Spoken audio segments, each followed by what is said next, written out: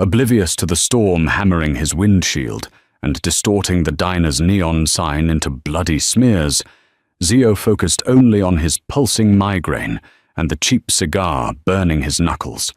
Suddenly, a body slammed onto the hood of his sedan. She wasn't a hitman. It was just a kid, maybe 18, her eyes blown wide with a terror that tasted like copper. And right behind her, a shadow stepped out of the alley. Water pooled in the deep crevices of the leather seats. Zio stared through the glass, his hand hovering over the ignition. He was tired. A deep, bone-scraping exhaustion that had settled into his marrow sometime over the last decade of running the family's downtown operations. He had come to the back alley of this diner for 10 minutes of silence. 10 minutes away from the ledgers, the hushed phone calls, the smell of cheap cologne his lieutenants bathed in. Instead, he got a dent in the hood of his Lincoln. The girl scrambled backward, her wet sneakers squeaking against the slick metal of the car. She looked like she had been dragged through a gravel pit. The right knee of her jeans was torn open, exposing a mess of scraped flesh and dark blood. Her hair, plastered to her skull by the freezing rain, was a mousy brown. She didn't scream. That was the first thing Zio noticed. People usually screamed when they were cornered. She just panted, her chest heaving violently under a soaked, oversized grey hoodie, her hands desperately searching the smooth surface of his hood for something to grip. A man emerged from the narrow gap between the diner and the adjacent brick wall. He was breathing hard, a wet, rattling sound that carried over the rhythmic drumming of the storm. He held a heavy steel tire iron by his side. The street lamp caught the silver edge of it. Zio sighed. A slow, heavy exhale that fogged the glass. He didn't want to be involved. A smart man rolled the window up, threw the car in reverse, and let the street sort out its own garbage. The city was full of wolves and rabbits. It wasn't his job to police the food chain. But the girl's eyes locked onto him through the windshield. They weren't pleading. They were feral, trapped, utterly devoid of hope. It annoyed him. It reminded him of things he spent a lot of money on expensive whiskey to forget. He shoved the car door open. The hinges groaned. The cold hit him instantly, biting through his wool overcoat. The smell of wet garbage, rotting leaves and gasoline filled his lungs. He stepped out, leaving the door open, the dome light casting a pale yellow glow over the wet asphalt. "Get off my car," Zio said. His voice wasn't loud, but it cut through the noise of the rain. It had the gravelly, resonant weight of a man who was entirely used to being obeyed. The girl flinched, sliding off the hood and hitting the ground. Her ankle gave out, and she crumpled against the front tire, hugging her knees to her chest. The man with the tire iron stopped, and he was broad-shouldered, wearing a waterlogged canvas jacket. Water dripped from the brim of his baseball cap. He looked at Zio, then at the open car door, calculating. He didn't recognize Zio. That meant he was either an out-of-towner, an amateur, or a junkie. "Mind your business, old man," the guy spat, stepping closer. "The bitch stole from me. Walk away." Zio didn't move. He reached into his coat pocket, his fingers brushing the cold, textured grip of his sidearm. He didn't draw it. He pulled out a silver lighter instead. He sparked it, shielding the small, weak flame with his cupped hand, and relit the stub of his cigar. The pungent smell of tobacco mixed with the rain. "I don't care what she stole," Zio said, blowing a thin stream of smoke into the wet air. "I care that she put a dent in my hood, and I care that you're standing in my puddle, interrupting my goddamn break." The man gripped the tire iron tighter. His knuckles went white. "I'll put a dent in your skull if you don't step aside." It was the wrong answer. Zio felt a familiar, cold numbness wash over him. The fatigue vanished, replaced by a quiet, mechanical precision. He didn't adopt a fighting stance. He just took one step forward. "Try," Zio said softly. The man lunged. It was a sloppy, heavy swing, telegraphed a mile away by the drop of his shoulder. Zio simply pivoted on his heel. The iron bar whistled through the empty space where his head had been a fraction of a second before. Before the man could recover his balance, Zio brought his knee up, burying it squarely into the man's ribs. Bone cracked. A sharp, wet, snapping sound. The man wheezed, folding forward. Zio didn't hesitate. He grabbed the back of the man's canvas jacket, hauled him downward, and drove his elbow into the back of his neck. The man hit the wet asphalt face first.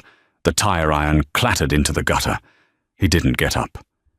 He lay there, twitching slightly, blood pooling from his nose and mixing with the rainwater flowing toward the storm drain. Zio stood over him for a second, catching his breath. His own heart was beating a little too fast. His back twinged.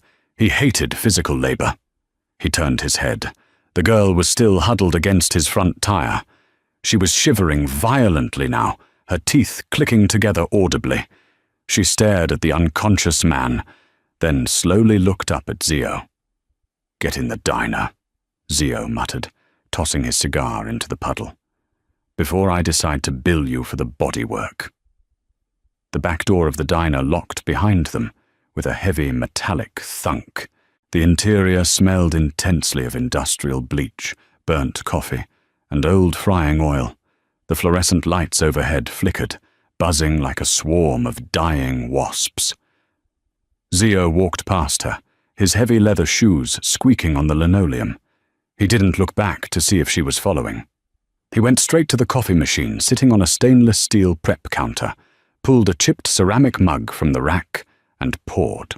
The liquid was thick, black, and had been sitting on the burner for at least 5 hours. The girl hovered by the door. She was dripping a puddle onto the clean floor. Under the harsh lights, she looked worse. Bruises in the shape of fingertips were blooming on her pale neck. Her lips were blue. She kept her arms wrapped tightly around her ribs, her eyes darting to the locked door, then to the windows, then to the heavy chef's knife resting on a cutting board 10 feet away from her. Zio saw her tracking the knife. He didn't care. If she tried for it, he'd break her wrist. He pushed the coffee mug across the counter. It stopped an inch from the edge. "Drink it," he said. "You're going into shock." She hesitated, then took slow, careful steps toward the counter. Her wet sneakers squelched. She reached out with shaking hands and grabbed the mug. The ceramic was blistering hot, but she didn't seem to notice. She wrapped both hands around it, letting the heat sink into her skin, and took a small sip. She grimaced at the bitter taste, but swallowed. Zio pulled a stool out from under the prep table and sat down. He unbuttoned his overcoat, letting it hang open. He didn't offer her a towel. He wasn't running a charity. He watched her. She wasn't crying. Her breathing had leveled out, but the adrenaline was still holding her together like cheap glue. Soon the crash would come, and she'd be useless. "You have 5 minutes to tell me why you're dragging garbage into my alley," Zio said, his voice flat. She looked up at him over the rim of the mug. Her eyes were hazel, flecked with green, but shadowed by dark, heavy bags. She looked older than 18 now. She looked like someone who had been running for a long time. "I didn't mean to hit your car," she said. Her voice was raspy, raw from the cold. "I don't care about the car." Zio leaned forward, resting his forearms on his thighs. "I care about the guy bleeding into the gutter outside. You stole something from him. What was it?" She swallowed hard. Her grip on the mug tightened until her knuckles turned white. "Money. Enough for a bus ticket." "Lie." Zio didn't raise his voice. He stated it as a simple fact. A guy like that doesn't chase a girl through 3 miles of rain-slicked alleys for bus fare. He had the walk of a man who was under orders. He wasn't angry. He was desperate. Desperate people are afraid of what happens if they fail. Who does he work for? The girl looked away, staring at the stainless steel sink. I don't know. Strike 2. Zio stood up. The stool scraped loudly against the floor. I don't do charity cases, kid. If you're going to lie to me, I'll open the back door and drag you right back out to the puddle. By the time he wakes up, you'll be exactly where you started. Panic flared in her eyes. It was real, sharp, and visceral. She took a step back, hitting the edge of the counter. No, please. You can't. I can. And I will. Zio walked toward her, stopping just out of arm's reach. He looked down at her.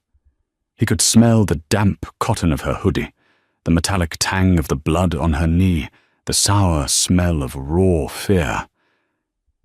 Do you know him? She stared at Zio's chest. She was trembling again, the mug vibrating in her hands. She looked up, meeting his eyes. There was a sudden, strange shift in her posture. The panic fractured, giving way to something hard and brittle. Yes, she whispered. I know him. Who is he? She took a slow, rattling breath. The answer didn't come out as a plea. It came out as an executioner's drop. His name is Arthur, she said, her voice dropping to a dead, hollow monotone. But you used to call him Artie.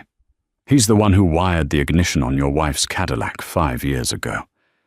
He told me the story. He told me how the glass melted. The fluorescent light above them popped. Zio stopped breathing. The diner vanished. The smell of bleach and burnt coffee disappeared, replaced by the suffocating stench of burning rubber, scorched paint, and charred meat. The phantom heat of a blast wave rippled across his face, a sensation so real he could feel the skin tighten on his cheekbones. He stared at the girl. The silence in the room was absolute, save for the rhythmic dripping of water from her clothes hitting the linoleum. What did you say? Zio's voice wasn't his own. It was a hollow rasp, pulled from the bottom of a very dark, very deep well.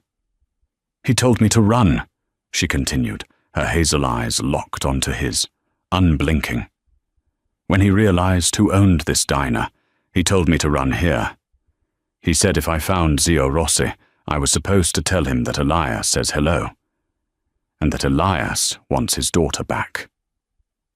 The mug slipped from her numb fingers. It shattered on the floor, splashing hot, black coffee over Zio's shoes. Neither of them moved. Zio looked at the broken ceramic shards scattered across the linoleum. Dark liquid seeped into the grout lines. He felt a strange numbness spreading from his chest outward, paralyzing his limbs. 5 years. 5 years of turning the city inside out, breaking fingers, kicking down doors, torturing low-level runners in damp basements, trying to find the man who had paid for the bomb. Elias Thorne, his former right-hand man, his brother in everything but blood. The man Zio had supposedly watched die in a warehouse fire 3 weeks after the Cadillac exploded. The score was supposed to be settled. The earth was supposed to be salted. Now, a wet, bleeding teenager had just dug up a corpse and dumped it on his kitchen counter. Daughter, Zio repeated. The word tasted like ash in his mouth. He looked back up at her. He really looked at her this time, past the bruises, past the wet, matted hair. He looked at the shape of her jaw, the slope of her nose, the green flecks in her hazel eyes. A cold spike drove itself directly into the base of his skull. My mother was Sarah Bennett, the girl said, her voice steadying. The shock was wearing off, replaced by a grim, survivalist focus. Elias took me when I was 13. After she died, he kept me locked in a house up in the Berkshires. He said it was for my own protection. He said my real father was a monster who got everyone he loved killed. Zio's hands began to shake. He shoved them deep into the pockets of his overcoat, clenching his fists until his fingernails bit into his palms. Sarah. He hadn't heard that name in almost 2 decades. Sarah had left him before he had truly taken over the family. She had hated the life. She had run. He had let her go because it was the only decent thing he had ever done. He raised me, she went on, stepping over the spilled coffee, forcing Zio to hold his ground. He taught me how to move money, how to scrub ledgers. He used me to keep his new network invisible. I thought he was protecting me from you. What changed? Zio asked. The words felt mechanical. He was functioning on pure instinct now. The tactical part of his brain was fighting a desperate war against the emotional hemorrhage happening in his chest. I found the files, she said, wiping a streak of dirty rainwater from her cheek. I saw the surveillance photos of your wife. I saw the receipts for the explosives. He didn't hide me from you to protect me. He kept me as a contingency plan. A hostage he could cash in if you ever figured out he was still alive. She reached into the front pocket of her soaked hoodie. Zio tensed, his hand dropping over his pocket, but she just pulled out a small, waterproof plastic pouch. Inside was a black USB drive. This is his whole network, she said, holding it out. Bank accounts, shipping routes, the names of the politicians he's buying. It's everything. Artie, the man outside, caught me pulling the files from the main server. He chased me here. Zio looked at the drive. It was a tiny piece of plastic.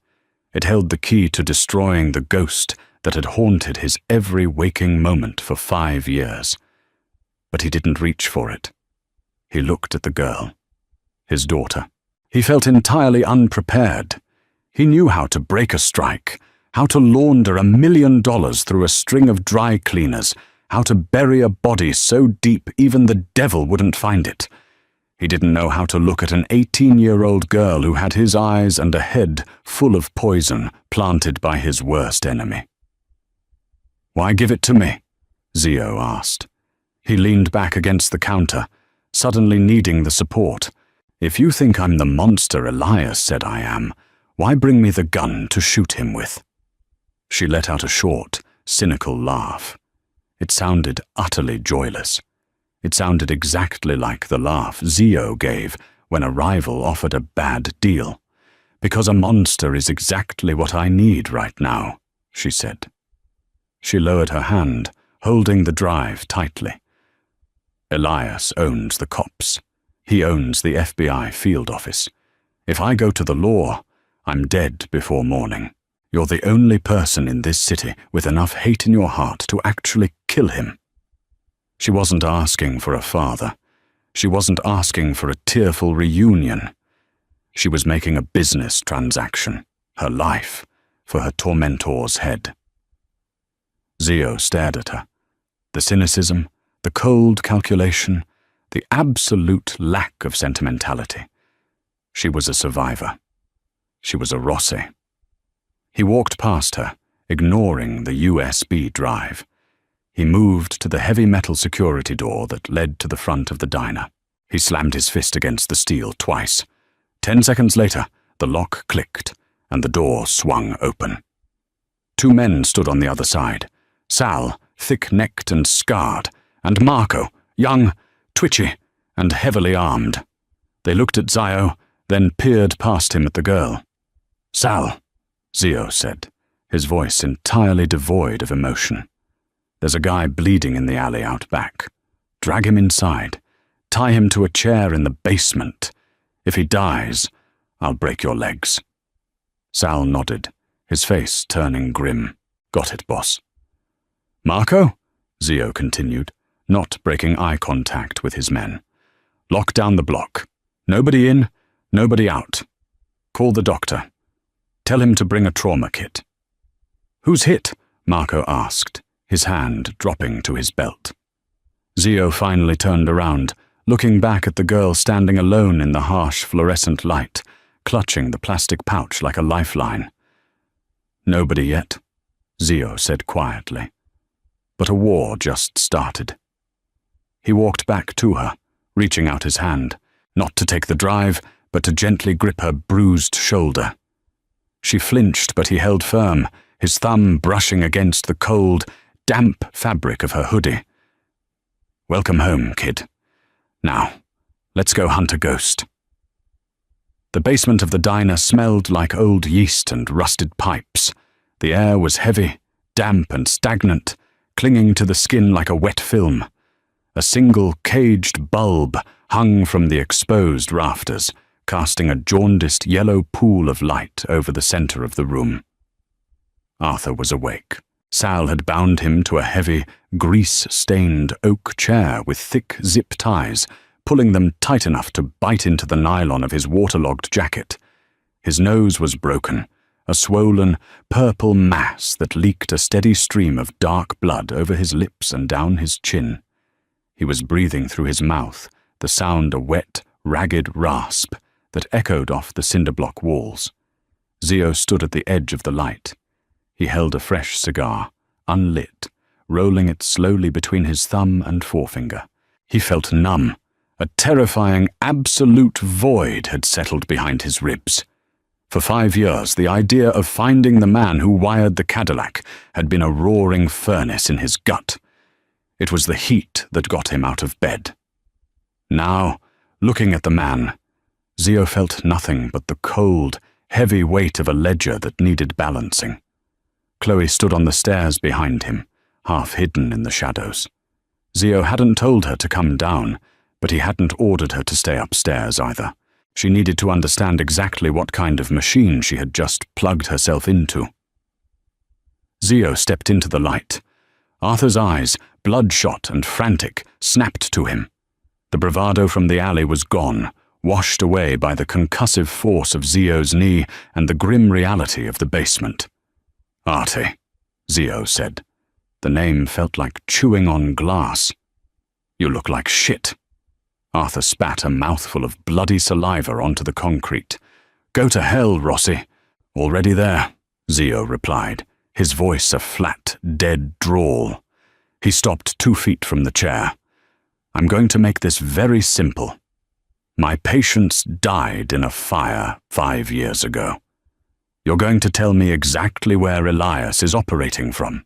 You're going to give me his security rotations, the names of his local bagmen, and the access codes to whatever bunker he's hiding in." Arthur let out a wet, rattling laugh. "You think I'm afraid of you? Elias warned me about this. He told me you're a dinosaur, a relic. He's going to gut your operations, Io. He already has the feds eating out of his hand. You kill me, and my body turns up on the 6 o'clock news with your fingerprints all over it." Zio didn't blink. He didn't reach for a weapon. He just sighed, slipping the unlit cigar into his breast pocket. He looked over his shoulder at Sal. "Sal," Zio murmured, "get the bolt cutters." Arthur flinched. The bravado cracked, just a fraction. But Zio saw it. The slight widening of the pupils, the sudden rigidness in his shoulders. "You're bluffing," Arthur choked out, straining against the zip ties. The heavy oak chair creaked in protest. "Elias said you went soft after Sarah died. He said you lost your nerve." Zio turned his head slowly. He looked up the stairs, finding Chloe's face in the gloom. Her eyes were wide, fixed on Arthur, her knuckles white as she gripped the rusted handrail. She wasn't looking away. She was forcing herself to watch. "He's right," Zio said, looking back at Arthur. "I did lose my nerve. I stopped caring about the territory. I stopped caring about the shipments. I sat in a big, empty house and drank until I couldn't feel my fingers." Sal stepped out of the shadows, the heavy iron bolt cutters gripped in his calloused hands. They were designed for snapping padlocks. They were heavy, clumsy, and brutal. "But you see, Artie," Zio continued, his voice dropping to a near whisper, stepping close enough that he could smell the stale sweat and terror coming off the man. "That was before I knew Elias was still breathing. And it was before I knew he stole my kid." Zio nodded at Sal. Sal didn't hesitate. He grabbed Arthur's left hand, pinning it flat against the wooden armrest of the chair. Arthur thrashed, screaming, his boots scraping frantically against the concrete. Sal was twice his size and possessed the immovable weight of a falling cinder block. He forced the jaws of the cutters over Arthur's index finger, resting the cold iron against the first knuckle. "Where is he?" Zio asked, his face inches from Arthur's. "Berkshires!" Arthur shrieked, the words tumbling out of him in a desperate, panicked rush. "A compound outside of Great Barrington. It's an old logging estate. 40 acres. Gated. Heavy security." Zio held up a hand. Sal froze, the jaws of the cutters biting just enough to draw a bead of blood. "The USB drive," Zio said softly. "What's the encryption?" "I don't know," Arthur sobbed, his chest heaving, snot mixed with the blood on his upper lip. "I swear to God, only Elias and the accountant have the key. It's AES 256. It's a dead man's switch. If you try to brute force it and fail 3 times, it wipes the drive." Zio stared into Arthur's eyes. He looked for the lie. He looked for the subtle shift in focus, the twitch of a facial muscle. There was nothing but raw, unfiltered terror. The man was broken. "Sal," Zio said, standing up and straightening his overcoat. "Put him to sleep. Leave him in the trunk of the Lincoln." "Boss?" Sal looked confused. We're moving," Zio interrupted, turning toward the stairs. "Elias knows Arthur was chasing her. When Arthur doesn't check in, Elias will assume the drive is compromised. He'll burn the Berkshires compound and vanish." Zio walked up the stairs, passing Chloe. She didn't shrink away from him, but she didn't meet his eyes either. The smell of copper and fear seemed to cling to her wet clothes. "Come on," Zio muttered, pushing the heavy basement door open. "We need a computer, and we need to get off the street." The safe house was a 3rd-floor walk-up, above a 24-hour dry cleaner in the garment district. The entire apartment smelled violently of perfluoroethylene, a harsh, synthetic chemical odor that burned the back of the throat and made the eyes water. The floorboards were warped, and the wallpaper was peeling in long, jaundiced strips. It wasn't designed for comfort. It was designed to be entirely invisible. Zio sat at a scarred laminate dining table, watching the blinking cursor on a battered Panasonic Toughbook. Across from him sat David, a freelance contractor who owed Zio his life and his right kneecap. David was thin, jittery, and smelled entirely of cheap energy drinks. His fingers flew across the keyboard, bringing up lines of green code that reflected in his thick-rimmed glasses. Chloe was sitting on a stained floral sofa in the corner of the room. Zio had tossed her an old, oversized wool sweater from a duffel bag in the closet.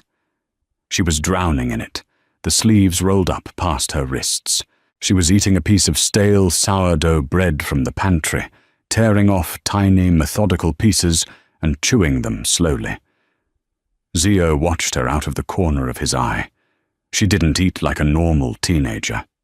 She ate like a stray dog, hunched over, her shoulders tense, her eyes constantly tracking the front door, David and then Zio. It was a physical manifestation of paranoia. Elias hadn't just hidden her. He had systematically dismantled her sense of safety. "She's quiet," David muttered, not looking up from the screen. "You sure she's yours?" "Shut up and type, David," Zio said, his tone devoid of heat, but heavy with warning.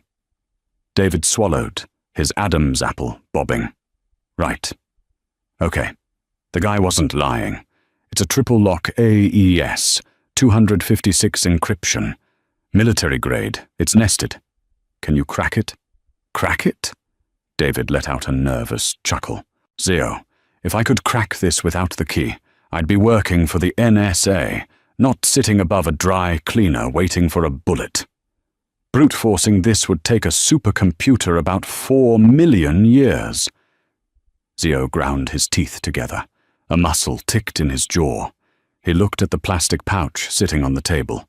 5 years of hunting, culminating in a piece of plastic he couldn't open.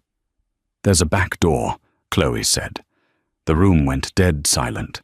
Only the hum of the dry cleaner's industrial presses downstairs vibrated through the floorboards. Zio turned in his chair. Chloe hadn't stopped eating. She didn't look at them. She just stared at a water stain on the ceiling. "What did you say?" Zio asked. "I said there's a back door." Chloe swallowed the dry bread and finally looked over at them. Her hazel eyes were dull, exhausted. "Elias is paranoid. He doesn't trust digital keys. He thinks they can be stolen remotely. He built a manual override into the partition. A master password." David stopped typing. "A master password? On a drive like this? That's like putting a screen door on a submarine." "He liked having control," Chloe said, her voice tightening. She pulled her knees up to her chest, resting her chin on them. "He liked knowing that if everything went dark, the only way into his empire was through a phrase in his own head." Zio stood up. The chair scraped loudly against the warped wood. He walked over to the sofa, stopping a few feet away. He wanted to sit down next to her. He wanted to tell her that she was safe now. But he knew, with the cold certainty of a man who had lived in violence his whole life, that if he tried to comfort her, she would reject it. She didn't need a father. She needed a weapon. "Do you know the phrase?" Zio asked softly. Chloe looked away. A tremor went through her shoulders. It was the first sign of genuine emotional breaking Zio had seen since the alley. "He made me memorize the ledgers when I was 15, she whispered, her voice rough. "He said I had to earn my keep. He would sit me in his office, lock the door, and make me recite the accounts. If I got a number wrong..." She trailed off, her fingers digging into the wool of the sweater. He'd type the phrase to open the file. I watched his hands. He thought I wasn't paying attention. He thought I was just a stupid, frightened kid. Zio felt a surge of hatred so pure and intensely concentrated it made his vision blur. It wasn't the hot, chaotic rage of a bar fight. It was cold. It was absolute zero. He was going to take Elias apart, piece by piece. "Come here," Zio said, gesturing to the table. Chloe uncurled her legs. She stood up, her bare feet silent on the floorboards, and walked over to the laptop. David scooted his chair back, giving her space. She hovered over the keyboard. Her hands were shaking. She stared at the prompt on the screen. "Enter key." "It's going to alert him," Chloe said, her finger hovering over the first key. "The drive has a canary protocol. The second the partition unlocks, it sends a ping to a hidden server. He'll know we have it. He'll know where we are." "Let him know," Zio said, his voice a low, gravelly rasp. He reached under his coat, pulling a spare 9mm magazine from his shoulder holster and checking the brass casings. "We've been hiding from each other for 5 years. I'm done playing ghost." Chloe nodded once, a sharp, jerky motion. She placed her fingers on the keys. She didn't type a string of numbers. She didn't type a complex algorithm. She typed a sentence. The fire was necessary. She hit enter. The screen froze for a fraction of a second. Then the black terminal window vanished. The desktop populated with dozens of folders, spreadsheets, routing numbers, blackmail photographs, offshore accounts. The entire anatomy of a criminal empire laid bare. "Holy Mother of..." David breathed, leaning closer to the screen. "We have it. We have everything." Zio didn't look at the screen. He looked at the phrase still burned into his mind. The fire was necessary. It was a justification. A sick, twisted mantra Elias told himself to sleep at night. A sharp, synthetic beep interrupted the silence. David's face went pale. He pointed to a small red icon flashing in the bottom right corner of the screen. "That's the canary. It just chirped. "How long?" Zio asked, racking the slide of his pistol, chambering around. The metallic clack was deafening in the small room. David looked frantically at his watch. "If he has a strike team in the city, and he's triangulating the IP, 10 minutes, maybe less. We need to rip the drive and run." "Rip it," Zio ordered. He turned to Chloe. "Put your shoes on. Now." They didn't get 10 minutes. They got 6. Zio was standing by the window, peering through a small tear in the yellowed blinds. The street below was slick with rain, the neon sign of the dry cleaner casting a sickly green glow over the pavement. A black, unmarked van rolled down the street, its headlights off. It didn't park. It just stopped in the middle of the road, the engine idling. "They're here," Zio said, stepping away from the glass. The heavy, suffocating calm washed over him. The fatigue was completely gone. "I'm at 90%, David yelled, his fingers flying across the keyboard as he copied the files to a secondary hard drive. "Just give me 30 seconds. "You have 10, Zio said, moving toward the front door. He grabbed a heavy oak coat rack and jammed it under the doorknob. It wouldn't stop them, but it would buy a few seconds. He looked back at Chloe. She had her wet sneakers back on, but she was frozen, staring at the door. Her breathing was shallow, rapid. The panic was clawing its way back up her throat. "Chloe," Zio said. His voice cracked like a whip, sharp and commanding. She flinched, her eyes snapping to his. "Look at me," Zio ordered. He walked over to her, grabbing her by the shoulders. His grip was firm, grounding her. "You are not going back in a cage. Do you hear me? I will burn this entire city down before I let him touch you again. But you have to move. You stay behind me. You do exactly what I say. Understand?" She stared at him. The sheer, overwhelming violence radiating from him wasn't directed at her. It was a shield. For the first time in her life, the monster was on her side. She nodded. "I understand." Thump. A heavy, muffled impact vibrated through the floorboards. They had breached the downstairs door. "Done!" David screamed, ripping the secondary drive from the USB port. He shoved the laptop off the table, the plastic cracking as it hit the floor, and scrambled backward. "Fire escape!" Zio pointed to the back window in the kitchen. "Go!" Footsteps thundered up the wooden stairwell. Heavy boots, moving fast and with military precision. Elias hadn't sent street thugs. He had sent professionals. David bolted for the kitchen. Chloe followed, but hesitated halfway, looking back at Zio. "Move!" Zio barked, raising his pistol, aiming squarely at the center of the wooden door. The doorknob turned violently. The oak coat rack groaned under the pressure. Then a massive, deafening roar ripped through the apartment. A shotgun slug tore through the door, shattering the wood and obliterating the coat rack. Wood splinters the size of daggers exploded into the room. The sound in the small space was physically painful, a concussive wave that punched the air out of Zio's lungs. A second shot followed, blowing the hinges off. The door collapsed inward in a cloud of dust and plaster. Through the haze, Zio saw the silhouette of a man wearing tactical body armor. Stepping through the frame, a short-barreled shotgun raised to his shoulder.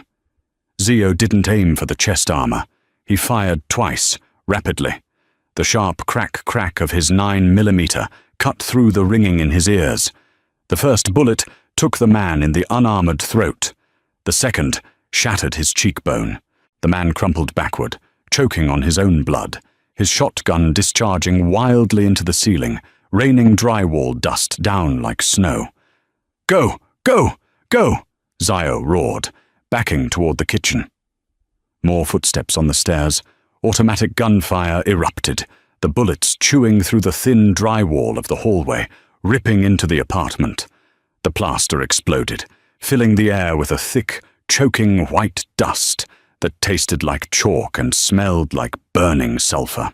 Zio dropped to one knee, firing 3 suppressing shots through the wall, aiming blind. He heard a grunt of pain from the hallway, followed by a heavy thud. He spun around. David was already out the kitchen window, standing on the rusted iron fire escape. Chloe was struggling with the heavy, swollen wooden sash of the window. It was jammed. Zio sprinted into the kitchen, grabbing her by the waist and pulling her back, just as a burst of automatic fire shredded the wall behind where she had been standing, destroying the refrigerator and sending a shower of glass and spoiled milk across the linoleum. He didn't try to open the window. He shoved Chloe behind the kitchen island, raised his foot, and kicked the glass. It shattered outward, taking the wooden frame with it. "Out!" he yelled, grabbing her arm and practically throwing her through the broken frame. The jagged edges of the glass tore at his heavy overcoat. He scrambled through after her, his boots hitting the rusted iron grates of the fire escape. The rain was still falling in sheets, immediately turning the white drywall dust coating his clothes into a grey paste. Down below, in the alley, a man in a black windbreaker was aiming a rifle upward. Zio didn't hesitate. He leaned over the railing, ignoring the agonizing drop below him, and fired twice. He missed the first shot, the bullet sparking off a dumpster. The second caught the man in the shoulder, spinning him around and dropping him into a puddle. "Down!" Zio shouted at David and Chloe. The fire escape shrieked in protest as the 3 of them clattered down the rusted stairs. The metal was slick with rain, treacherous underfoot. Behind them, a man leaned out of the broken kitchen window, leveling a pistol. Before the man could fire, a heavy, suppressed thwip sounded from the street. The man in the window jerked violently, dropping his gun, and slumped over the sill. Zio looked down. Sal's Lincoln had skidded into the alley entrance, tires smoking on the wet asphalt. Sal was standing behind the open passenger door, a long-barreled rifle pressed to his shoulder. "Get in!" Sal bellowed over the sound of the rain. They hit the pavement. Zio grabbed Chloe by the collar of her oversized sweater, physically shielding her with his body as they sprinted the last 20 yards to the car. A bullet sparked against the brick wall inches from Zio's head, showering his face with red dust. He ignored it. He shoved Chloe into the back seat, David tumbling in after her. Zio threw himself into the passenger seat, not bothering to close the door. "Drive!" Zio yelled. Sal dropped the rifle, threw the car into gear, and slammed on the gas. The massive V8 engine roared, the tires screaming as they fought for traction on the wet street. The heavy door swung shut on its own momentum, locking with a heavy thunk. Zio slumped back against the wet leather, his chest heaving. The adrenaline was beginning to recede, leaving a cold, trembling exhaustion in its wake. The car smelled like damp wool, cordite, and copper. He reached up and touched the side of his neck. His fingers came away sticky with blood. A piece of flying plaster or glass had grazed him. He turned around, looking into the back seat. David was curled into a ball, hyperventilating. Chloe was sitting upright. She wasn't shaking anymore. She was staring at Zio's bloody hand, and then up at his face. She looked at the man she had been told was a monster, the man who had just stood in front of automatic gunfire to pull her out of a burning room. "You're bleeding," she said. Her voice was terrifyingly calm, stripping away the last remnants of the frightened child Elias had created. "It's nothing," Zio muttered, turning back around and staring out the windshield at the rain-slicked streets. He pulled a fresh magazine from his pocket and jammed it into his pistol with a harsh, metallic click. Elias just made his move. "Now, it's our turn." Zio sat in the passenger seat, a wad of coarse brown paper napkins pressed against the right side of his neck. The bleeding had slowed to a sluggish ooze, but the skin around the shallow trench was hot and tight. Every time he swallowed, a sharp, needle-like pain radiated down to his collarbone. He didn't care. The pain was a metronome, keeping him awake, keeping the exhaustion at bay. David was curled up in the far corner of the back seat, hugging his knees to his chest. He was violently pale, his breathing a shallow, erratic whistle. The laptop, miraculously still functioning despite its cracked casing, sat open on the seat next to him, the screen illuminating his sweaty face in a pale, ghastly blue. Chloe sat in the middle. She hadn't spoken since they left the garment district. She was staring at the back of Zio's headrest. The oversized wool sweater was still damp, clinging to her small frame, but she wasn't shivering anymore. Her posture had shifted. The huddled, terrified slouch of the alleyway was gone. She sat rigidly straight, her jaw locked. She looked like a soldier sitting in the belly of a transport plane, waiting for the green light to jump. 3 miles, Sal grunted from the driver's seat. His voice was a low rumble over the engine noise. He kept his eyes locked on the treacherous, winding mountain road. The headlights cut through the falling sleet, illuminating towering pines that crowded the asphalt like silent, rotting sentinels. GPS says the main gate is just past the next ridgeline. Zio lowered the blood-soaked napkins and tossed them into the footwell. He unbuttoned his ruined overcoat, pulling his 9mm from the shoulder holster. He ejected the magazine, checked the brass casings by touch in the dark, and slammed it back home. The mechanical click was loud in the confined space. "Tell me about the gate," Zio said, looking back at Chloe over his shoulder. She didn't flinch at the sound of the gun. She blinked, her hazel eyes focusing on him. "It's wrought iron. 12 feet high, walled perimeter. There's a guardhouse set back 20 yards from the gate. 2 men, usually armed with short-barreled rifles, cameras on the pillars, overlapping fields of view. Blind spots?" "None on the approach," she said flatly. Elias made sure of it. But the cameras are wired to a localized closed-circuit hub in the basement of the main house. They aren't cloud-backed. If you cut the fiber-optic trunk line at the junction box just outside the perimeter wall, the screens go black. David whimpered softly from his corner. "You guys are insane. We have the drive. We have the data. We can go to the feds." "The feds work for him," Chloe interrupted. She didn't look at David. She kept her eyes on Zio. "Elias has 3 federal judges and 2 regional directors on retainer. If you hand that drive to the authorities, it disappears into an evidence locker, and we are all dead by Friday." Zio nodded slowly. She understood the mechanics of the world. She had been raised in a cage, but her captor had fed her the brutal, unvarnished truth of how power operated. "Sal," Zio said, turning back to the windshield. "Kill the headlights." Sal reached out and twisted the dial. The world plunged into absolute, suffocating darkness.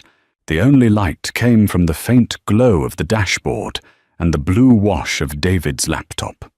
Sal drove entirely by the pale reflection of the sleet on the wet asphalt, the heavy sedan gliding like a ghost through the pines.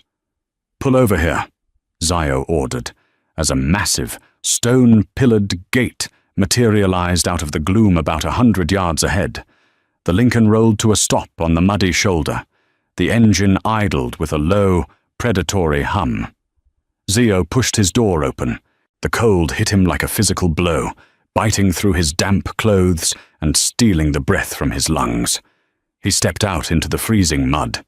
Sal was already out, silently retrieving a matte black, suppressed carbine from the trunk. "David, stay in the car," Zio muttered, leaning back into the cabin. "Keep the engine running. If we aren't back in 30 minutes, drive south. Don't stop until you hit Florida."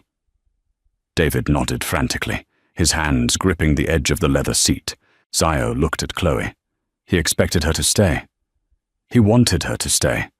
He was walking into a meat grinder, and the only objective was to put a bullet between the eyes of the man who had stolen her life. She unbuckled her seatbelt. "No," Zio said. his voice hard. "You stay." "I know the house," she replied, sliding across the leather toward the open door. "I know the floorboards that creak. I know the security patrols inside. You go in blind. You'll trigger a silent alarm before you hit the staircase. It's too dangerous." Chloe stopped in the doorway, the freezing sleet coating her hair. She looked at him, and for the first time, he saw the undeniable ghost of Sarah in her face, the stubborn, immovable set of her jaw. "He stole my life, Zio," she said, her voice dropping to a harsh whisper. "He told me my father was a butcher. I want to watch you prove him right." Zio stared at her. The silence stretched, filled only by the wind howling through the pines. He saw the necessity in her eyes. This wasn't just a rescue mission anymore. It was an exorcism. She needed to see the ghost die. He stepped back, making room for her in the mud. "Keep your head down," Zio said, "and stay behind me." The junction box was exactly where she said it would be, a rusted metal cabinet hidden behind a thick thicket of frozen rhododendrons. Sal jammed a heavy flathead screwdriver into the lock, torqued it until the metal sheared, and ripped the door open. He took a pair of wire cutters and severed the thick black fiber optic cable. "Cameras are blind," Sal whispered, the sleet collecting on his heavy shoulders. "Take the guardhouse," Zio pointed. "Quietly." Sal nodded, melting into the shadows along the edge of the stone wall. Zio and Chloe waited in the freezing brush. The smell of decaying pine needles and wet earth was overpowering. Zio watched his own breath pluming in the dark. His back throbbed with a dull, rhythmic ache. He was 52 years old, standing in the freezing mud, about to storm a fortress. The sheer absurdity of it tasted metallic on his tongue. A dull, wet thump echoed from the direction of the guardhouse, followed by a heavy drag. 2 minutes later, the side door of the gate clicked open. Sal stood in the frame, gesturing them forward. They slipped through the gate. The compound was vast. The main house sat atop a slight rise, a massive, sprawling structure of dark wood and river stone. Warm yellow light spilled from several windows on the second floor. It looked peaceful. It looked like a ski lodge for billionaires. "Service entrance," Chloe whispered, pointing to a narrow, shadowed walkway that hugged the side of the garage. "It leads into the pantry." They moved fast. The sleet covered the sound of their footsteps on the gravel. Zio kept his pistol raised, sweeping the corners. His heart beat with a slow, heavy rhythm. The adrenaline had leveled out, leaving behind a cold, hyper-focused clarity. Chloe bypassed the electronic keypad on the service door, reaching down to a small, hidden lockbox bolted near the baseboard. She punched in a 4-digit code, retrieved a physical key, and slid it into the secondary deadbolt. The door clicked open with a soft, well-oiled sigh. The interior of the house smelled of beeswax, cinnamon, and faint cigar smoke. It was intoxicatingly warm. The sudden shift in temperature made Zio's skin prickle. They stood in a massive, stainless steel commercial kitchen. Everything was immaculate. It looked utterly untouched by human hands.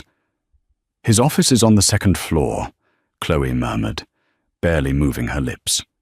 "East wing. At the end of the hall, there are usually 2 guards stationed outside his door." "Sal," Zio breathed, "take the stairs. I'll take the elevator shaft to the second-floor service corridor." They split.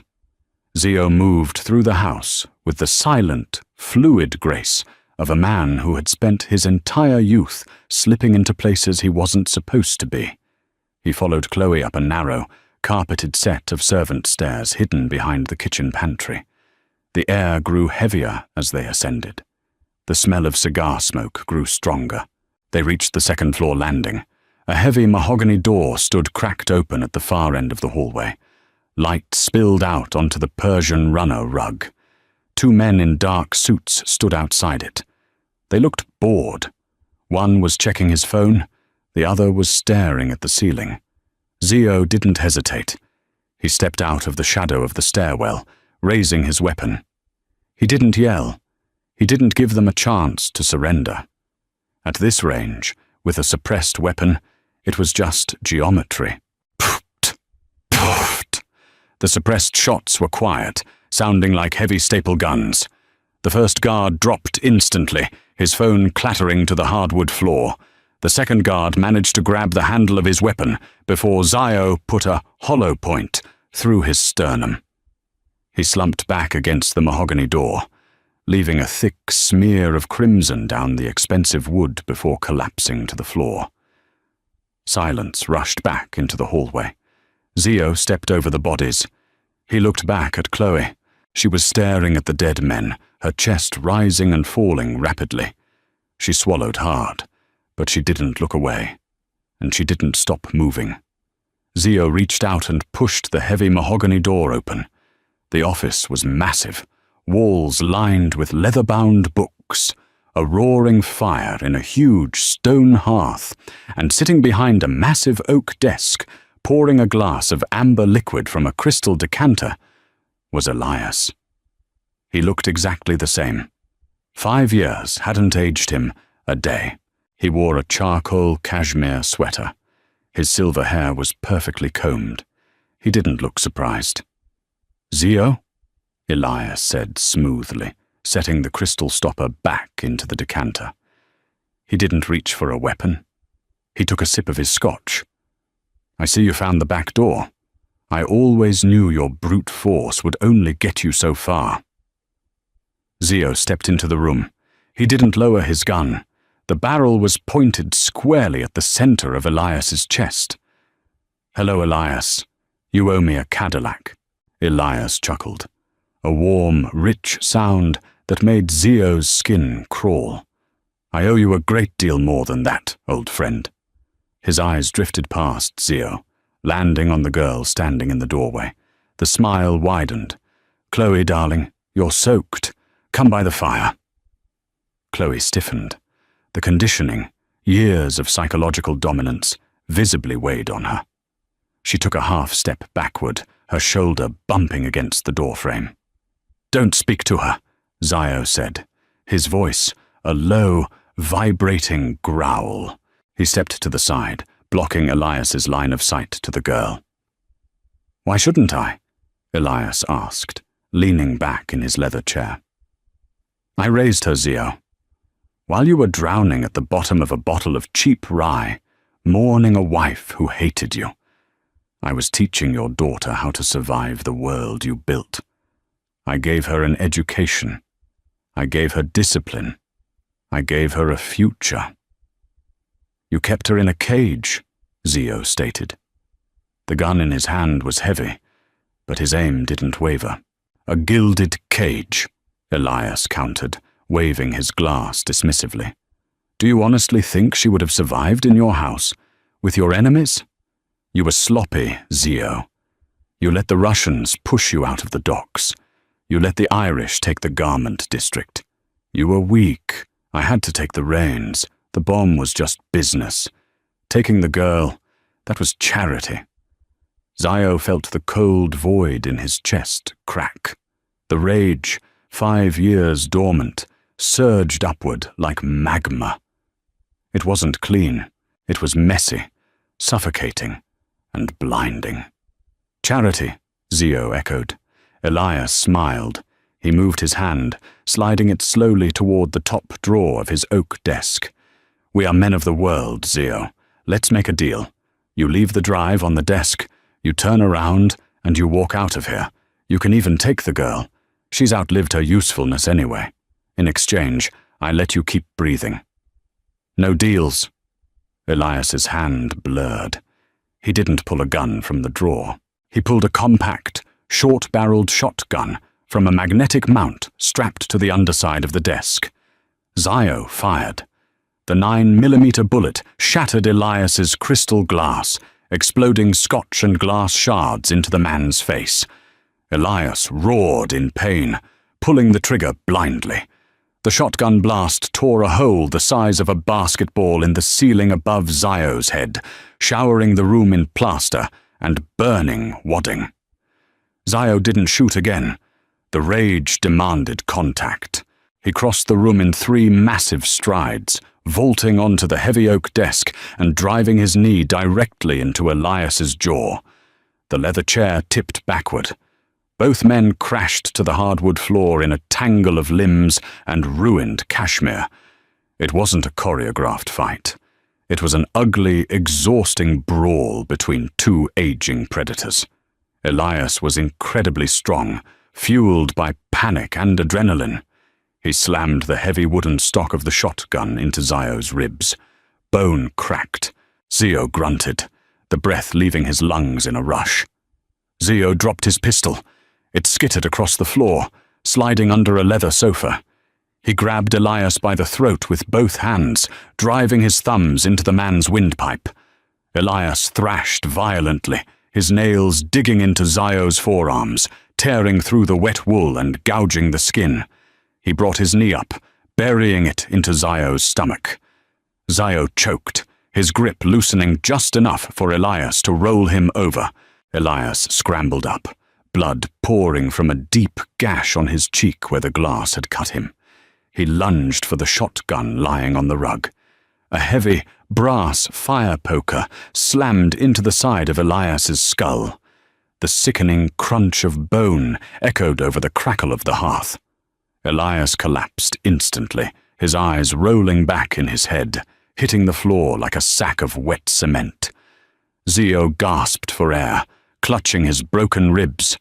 He looked up. Chloe stood over Elias's twitching body. She was holding the heavy brass poker with both hands. Her knuckles were bone-white.